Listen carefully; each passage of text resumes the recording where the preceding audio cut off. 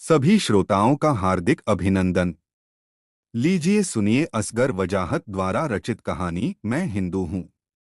ऐसी चीख कि मुर्दे भी कब्र में उठकर खड़े हो जाएं। लगा कि आवाज बिल्कुल कानों के पास से आई है। उन हालात में मैं उछलकर चारपाई पर बैठ गया। आसमान पर अब भी तारे थे। शायद रात का 3 बजा होगा। अब्बाजान भी उठ बैठे। चीख फिर सुनाई दी। सैफ अपनी खुर्री चारपाई पर लेटा चीख रहा था। आंगन में एक सिरे से सबकी चारपाइयां बिछी थीं। लाहौल विला कुव्वत। अब्बाजान ने लाहौल पढ़ी। खुदा जाने ये सोते सोते क्यों चीखने लगता है। अम्मा बोली। अम्मा इसे रात भर लड़के डराते हैं, मैंने बताया। उन मुंह को भी चैन नहीं पड़ता। लोगों की जान पर बनी है और उन्हें शरारतें सूझती हैं। अम्मा बोली। सफिया ने चादर में मुंह निकालकर कहा, इसे कहो छत पर सोया करे। सैफ अब तक नहीं जगा था। मैं उसके पलंग के पास गया और झुककर देखा तो उसके चेहरे पर पसीना था। सांस तेज तेज चल रही थी और जिस्म कांप रहा था। बाल पसीने में तर हो गए और कुछ लटें माथे पर चिपक गई थी। मैं सैफ को देखता रहा और उन लड़कों के प्रति मन में गुस्सा घुमड़ता रहा जो उसे डराते हैं। तब दंगे ऐसे नहीं हुआ करते थे जैसे आजकल होते हैं। दंगों के पीछे छिपे दर्शन, रणनीति, कार्यपद्धति और गति में बहुत परिवर्तन आया है। आज से 25-30 साल पहले न तो लोगों को जिंदा जलाया जाता था और न पूरी की पूरी बस्तियां वीरान की जाती थीं।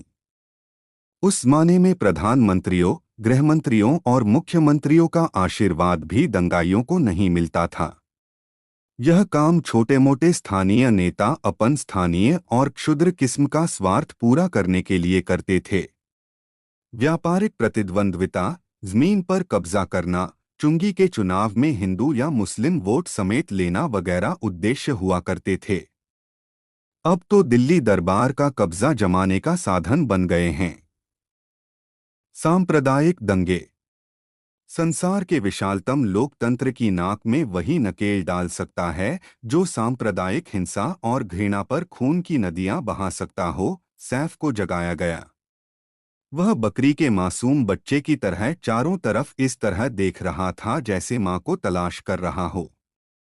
अब्बाजान के सौतेले भाई की सबसे छोटी औलाद सैफुद्दीन उर्फ सैफ ने जब अपने घर के सभी लोगों से घिरे देखा तो अकबका कर खड़ा हो गया। सैफ के अब्बा कौसर चचा के मरने का आया कोना कटा पोस्ट कार्ड मुझे अच्छी तरह याद है। गांव वालों ने खत में कौसर चचा के मरने की खबर ही नहीं दी थी बल्कि ये भी लिखा था कि उनका सबसे छोटा सैफ अब इस दुनिया में अकेला रह गया है। सैफ के बड़े भाई उसे अपने साथ बंबई नहीं ले गए। उन्होंने साफ कह दिया है कि सैफ के लिए वे कुछ नहीं कर सकते। अब अब्बाजान के अलावा उसका दुनिया में कोई नहीं है। कोना कटा पोस्ट कार्ड पकड़े अब्बाजान बहुत देर तक खामोश बैठे रहे थे। अम्मा से कई बार लड़ाई होने के बाद अब्बाजान पुश्तैनी गांव धनवा खेड़ा गए थे और बची खुची जमीन बेच सैफ को साथ लेकर लौटे थे। सैफ को देखकर हम सबको हंसी आई थी। किसी गंवार लड़के को देखकर अलीगढ़ मुस्लिम यूनिवर्सिटी के स्कूल में पढ़ने वाली सफिया की और क्या प्रतिक्रिया हो सकती थी। पहले दिन ही यह लग गया कि सैफ सिर्फ गंवार ही नहीं है बल्कि अधपागल होने की हद तक सीधा या बेवकूफ है। हम उसे तरह तरह से चिढ़ाया या बेवकूफ बनाया करते थे। इसका एक फायदा सैफ को इस तौर पर हुआ कि अब्बाजान और अम्मा का उसने दिल जीत लिया। सैफ मेहनत का पुतला था। काम करने से कभी न थकता था। अम्मा को उसकी ये अदा बहुत पसंद थी। अगर 2 रोटियां ज्यादा खाता है तो क्या, काम भी तो कमर तोड़ करता है। सालों पर साल गुजरते गए और सैफ हमारी जिंदगी का हिस्सा बन गया। हम सब उसके साथ सहज होते चले गए। अब मोहल्ले का कोई लड़का उसे पागल कह देता तो मैं उसका मुंह नोच लेता था। हमारा भाई है, तुमने पागल कहा कैसे? लेकिन घर के अंदर सैफ की हैसियत क्या थी ये हम ही जानते थे। शहर में दंगा वैसे ही शुरू हुआ था जैसे हुआ करता था, यानी मस्जिद से किसी को एक पोटला मिला था जिसमें में किसी किस्म का गोश्त था। और गोश्त को देखे बगैर ये तय कर लिया गया था कि चूंकि वो मस्जिद में फेंका गया गोश्त है, इसलिए सुअर के गोश्त के सिवा और किसी जानवर का हो ही नहीं सकता। इसकी प्रतिक्रिया में मुगल टोले में गाय काट दी गई थी और दंगा भड़क गया था। कुछ दुकानें जली थीं और ज्यादातर लूटी गई थीं। चाकू छुरी की वारदातों में करीब 7-8 लोग मरे थे, लेकिन प्रशासन इतना संवेदनशील था कि कर्फ्यू लगा दिया गया था। आजकल वाली बात न थी। हजारों लोगों के मारे जाने के बाद भी मुख्यमंत्री मूंछों पर ताव देकर घूमता और कहता कि जो कुछ हुआ सही हुआ। दंगा चूंकि आसपास के गांवों तक भी फैल गया था, इसलिए कर्फ्यू बढ़ा दिया गया था। मुगलपुरा मुसलमानों का सबसे बड़ा मोहल्ला था, इसलिए वहां कर्फ्यू का असर भी था और जिहाद जैसा माहौल भी बन गया था। मोहल्ले की गलियां तो थी ही, पर कई दंगों के तजुर्बों ने यह भी सिखा दिया था कि घरों के अंदर से भी रास्ते होने चाहिए, यानी इमरजेंसी पैकेज। तो घरों के अंदर से, छतों के ऊपर से, दीवारें को फलांगते कुछ ऐसे रास्ते भी बन गए थे कि कोई अगर उनको जानता हो तो मोहल्ले के एक कोने से दूसरे कोने तक आसानी से जा सकता था। मोहल्ले की तैयारी युद्धस्तर की थी। सोचा गया था कि कर्फ्यू अगर महीने भर भी खींचता है तो जरूरत की सभी चीजें मोहल्ले में ही मिल जाएं। दंगा मोहल्ले के लड़कों के लिए एक अजीब तरह के उत्साह दिखाने का मौसम हुआ करता था। अजी हम तो हिंदुओं को जमीन चटा देंगे। समझ क्या रखा है, धोती बांधने वालों ने अजीब बुज़दिल होते हैं। एक मुसलमान 10 हिंदुओं पर भारी पड़ता है। हंस के लिया है, पाकिस्तान लड़कर लेंगे हिंदुस्तान जैसा माहौल बन जाता था। लेकिन मोहल्ले से बाहर निकलने में सबकी नानी मरती थी। पीएसी की चौकी दोनों मुहानों पर थी। पीएसी के बूटों और उनकी राइफलों के बटों की मार कई को याद थी, इसलिए जबानी जमा खर्च तक तो सब ठीक था, लेकिन उसके आगे संकट एकता सिखा देता है। एकता अनुशासन और अनुशासन व्यावहारिकता। हर घर से एक लड़का पहरे पर रहा करेगा। हमारे घर में मेरे अलावा उस जमाने में मुझे लड़का नहीं माना जा सकता था, क्योंकि मैं 25 पार कर चुका था। लड़का सैफ ही था, इसलिए उसे रात के पहरे पर रहना पड़ता था। रात का पहरा छतों पर हुआ करता था। मुगलपुरा चूंकि शहर के सबसे ऊपरी हिस्से में था, इसलिए छतों पर से पूरा शहर दिखाई देता था। मोहल्ले के लड़कों के साथ सैफ पहरे पर जाया करता था। यह मेरे अब्बाजान, अम्मा और सफियास भी के लिए बहुत अच्छा था। अगर हमारे घर में सैफ न होता तो शायद मुझे रात में धक्के खाने पड़ते। सैफ के पहरे पर जाने की वजह से उसे कुछ सहूलियतें भी दे दी गई थीं। जैसे उसे 8 बजे तक सोने दिया जाता था। उससे झाड़ू नहीं दिलवाई जाती थी। यह काम सफिया के हवाले हो गया था, जो इसे बेहद नापसंद करती थी। कभी कभी रात में मैं भी छतों पर पहुंच जाता था। लाठी, डंडे, बल्लम और ईंटों के ढेर इधर उधर लगाए गए थे। 2-4 लड़कों के पास देसी कट्टे और ज्यादातर के पास चाकू थे। उनमें से सभी छोटा मोटा काम करने वाले कारीगर थे। ज्यादातर ताले के कारखानों के काम करते थे। कुछ दर्जीगिरी, बढ़ीगिरी जैसे काम करते थे। चूंकि इधर बाजार बंद था, इसलिए उनके धंधे भी ठप थे।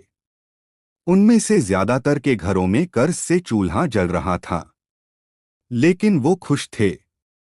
छतों पर बैठकर वे दंगों की ताज़ा खबरों पर तबसरा किया करते थे या हिंदुओं को गालियां दिया करते थे। हिंदुओं से ज्यादा गालियां वे पीएसी को देते थे। पाकिस्तान रेडियो का पूरा प्रोग्राम उन्हें ज़बानी याद था और कम आवाज में रेडियो लाहौर सुना करते थे। इन लड़कों में 2-4 जो पाकिस्तान जा चुके थे, उनकी इज्जत हाजियों की तरह होती थी। वो पाकिस्तान की रेलगाड़ी तेजगाम और गुलशन इकबाल कॉलोनी के ऐसे किस्से सुनाते थे कि लगता स्वर्ग अगर पृथ्वी पर कहीं है तो पाकिस्तान में है। पाकिस्तान की तारीफों से जब उनका दिल भर जाया करता था तो सैफ से छेड़छाड़ किया करते थे। सैफ ने पाकिस्तान पाकिस्तान और पाकिस्तान का वजीफा सुनने के बाद एक दिन पूछ लिया था कि पाकिस्तान है कहाँ। इस पर सब लड़कों ने उसे बहुत खींचा था। वह कुछ समझा था, लेकिन उसे यह पता नहीं लग सकता था कि पाकिस्तान कहाँ है। गश्ती लौंडे सैफ को मजाक में संजीदगी से डराया करते थे। देखो सैफ, अगर तुम्हें हिंदू पा जाएंगे तो जानते हो क्या करेंगे? पहले तुम्हें नंगा कर देंगे। लड़के जानते थे कि सैफ अधपागल होने के बावजूद नंगे होने को बहुत बुरी और खराब चीज समझता है। उसके बाद हिंदू तुम्हारे तेल मलेंगे। क्यों तेल क्यों मलेंगे? ताकि जब तुम्हें बेंत से मारें तो तुम्हारी खाल निकल जाए। उसके बाद जलती सलाखों से तुम्हें दागेंगे। नहीं, उसे विश्वास नहीं हुआ। रात में लड़के उसे जो डरावने और हिंसक किस्से सुनाया करते थे उनसे वह बहुत ज्यादा डर गया था। कभी कभी मुझसे उल्टी सीधी बातें किया करता था। मैं झुंझलाता था और उसे चुप करा देता था, लेकिन उसकी जिज्ञासाएं शांत नहीं हो पाती थीं। एक दिन पूछने लगा, बड़े भाई पाकिस्तान में भी मिट्टी होती है क्या? क्यों, वहां मिट्टी क्यों न होगी? सड़क ही सड़क नहीं है। वहां टेरीलीन मिलता है। वहां सस्ती है। देखो ये सब बातें मनगढ़ंत हैं। तुम अल्ताफ वगैरह की बातों पर कान न दिया करो। मैंने उसे समझाया। बड़े भाई, क्या हिंदू आंखें निकाल लेते हैं? बकवास है। ये तुमसे किसने कहा? बच्चन ने। गलत है। तो खाल भी नहीं खींचते। ओफ़, ये तुमने क्या लगा रखी है? वह चुप हो गया, लेकिन उसकी आंखों में सैकड़ों सवाल थे। मैं बाहर चला गया। वह सफिया से इसी तरह की बातें करने लगा। कर्फ्यू लंबा होता चला गया। रात की गश्त जारी रही। हमारी घर से सैफ ही जाता रहा। कुछ दिनों बाद एक दिन अचानक सोते में सैफ चीखने लगा था। हम सब घबरा गए, लेकिन ये समझने में देर नहीं लगी कि ये सब उसे डराए जाने की वजह से है। अब्बाजान को लड़कों पर बहुत गुस्सा आया था और उन्होंने मोहल्ले के एक दो बुजुर्गनुमा लोगों से कहा भी, लेकिन उसका कोई असर नहीं हुआ। लड़के, और वो भी मोहल्ले के लड़के, किसी मनोरंजन से क्यों कर हाथ धी लेते। बात कहां से कहां तक पहुंच चुकी है, इसका अंदाजा मुझे उस वक्त तक न था जब तक एक दिन सैफ ने बड़ी गंभीरता से मुझसे पूछा, बड़े भाई, मैं हिंदू हो जाऊं? सवाल सुनकर मैं सन्नाटे में आ गया, लेकिन जल्दी ही समझ गया कि यह रात में डरावने किस्से सुनाए जाने का नतीजा है। मुझे गुस्सा आ गया, फिर सोचा पागल पर गुस्सा करने से अच्छा है गुस्सा पी जाऊं और उसे समझाने की कोशिश करूं। मैंने कहा, क्यों, तुम हिंदू क्यों होना चाहते हो? इसका मतलब है मैं न बच पाऊंगा। मैंने कहा, तो आप भी हो जाइए।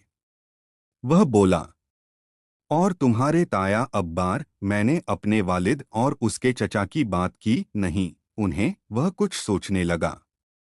अब्बाजान की सफ़ेद और लंबी दाढ़ी में वह कहीं फंस गया होगा। देखा, ये सब लड़कों की खुराफात है जो तुम्हें बहकाते हैं। ये जो तुम्हें बताते हैं सब झूठ है। अरे महेश को नहीं जानते? वो जो स्कूटर पर आते हैं। वह खुश हो गया। हाँ हाँ, वही। वो हिंदू है? हाँ, हिंदू है। मैंने कहा, और उसके चेहरे पर पहले तो निराशा की हल्की सी परछाई उभरी, फिर वह खामोश हो गया। ये सब गुंडे बदमाशों के काम हैं। न हिंदू लड़ते हैं और न मुसलमान। गुंडे लड़ते हैं, समझे? दंगा शैतान की आंत की तरह खिंचता चला गया और मोहल्ले में लोग तंग आने लगे। यार शहर में दंगा करने वाले हिंदू और मुसलमान बदमाशों को मिला भी दिया जाए तो कितने होंगे? ज्यादा से ज्यादा 1,000, चलो 2,000 मान लो तो भाई 2,000 आदमी लाखों लोगों की जिंदगी को जहन्नुम बनाए हुए हैं और हम लोग घरों में दुबके बैठे हैं। ये तो वही हुआ कि 10,000 अंग्रेज करोड़ों हिंदुस्तानियों पर हुकूमत किया करते थे और सारा निजाम उनके तहत चलता रहता था, और फिर इन दंगों से फायदा किसका है? फायदा अजी हाजी अब्दुल करीम को फायदा है, जो चुंगी का इलेक्शन लड़ेगा और उसे मुसलमान वोट मिलेंगे। पंडित जोगेश्वर को है, जिन्हें हिंदुओं के वोट मिलेंगे। अब तो हम क्या हैं? तुम वोटर हो, हिंदू वोटर, मुसलमान वोटर, हरिजन वोटर, कायस्थ वोटर, सुन्नी वोटर, शिया वोटर, यही सब होता रहेगा इस देश में।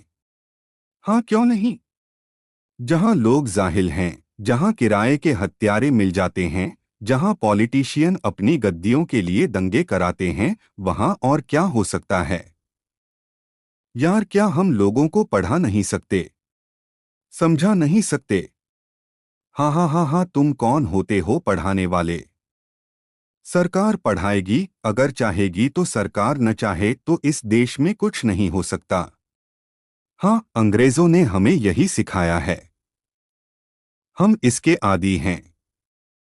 चलो छोड़ो, तो दंगे होते रहेंगे। हाँ होते रहेंगे।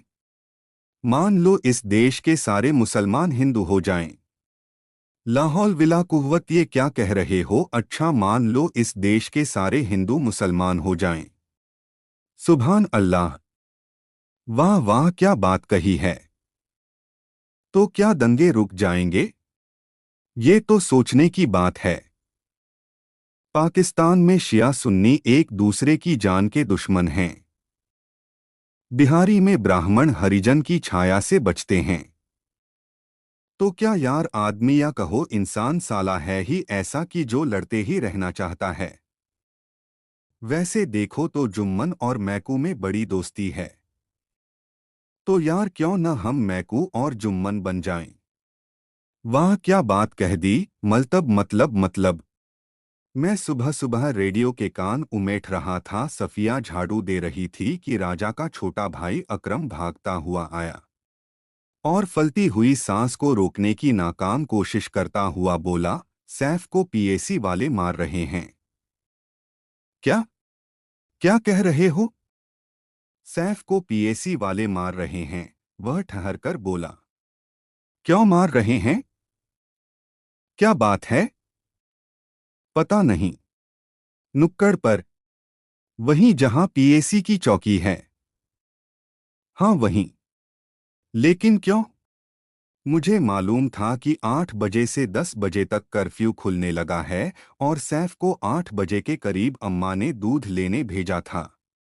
सैफ जैसे पगले तक को मालूम था कि उसे जल्दी से जल्दी वापस आना है, और अब 2:10 बजे गए थे।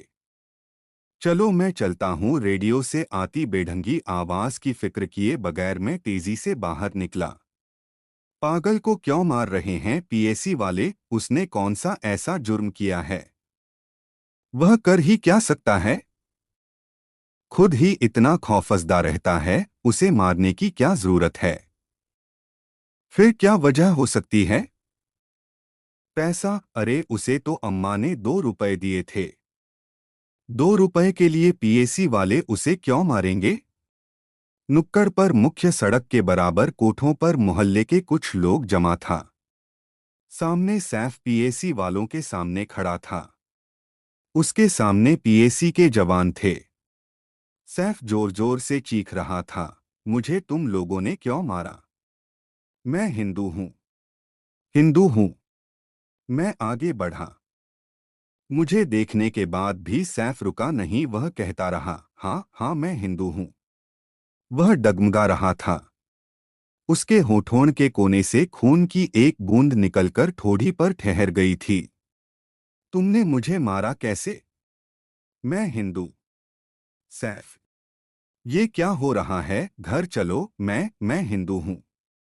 मुझे बड़ी हैरत हुई। अरे क्या ये वही सैफ है जो था? इसकी तो काया पलट गई है। ये इसे हो क्या गया? सैफ होश में आओ मैंने उसे जोर से डांटा। मोहल्ले के दूसरे लोग पता नहीं किस पर अंदर ही अंदर दूर से हंस रहे थे। मुझे गुस्सा आया। साले ये नहीं समझते कि वह पागल है। ये आपका कौन है? एक पीएसी वाले ने मुझसे पूछा। मेरा भाई है। थोड़ी मेंटल प्रॉब्लम है इसे। तो इसे घर ले जाओ, एक सिपाही बोला। हमें पागल बना दिया, दूसरे ने कहा। चलो सैफ घर चलो। कर्फ्यू लग गया है। कर्फ्यू? नहीं जाऊंगा। मैं हिंदू हूं। हिंदू? मुझे मुझे वह फूट फूट कर रोने लगा। मारा मुझे मारा। मुझे मारा। मैं हिंदू हूं। मैं सैफ धड़ाम से जमीन पर गिरा। शायद बेहोश हो गया था। अब उसे उठाकर ले जाना आसान था।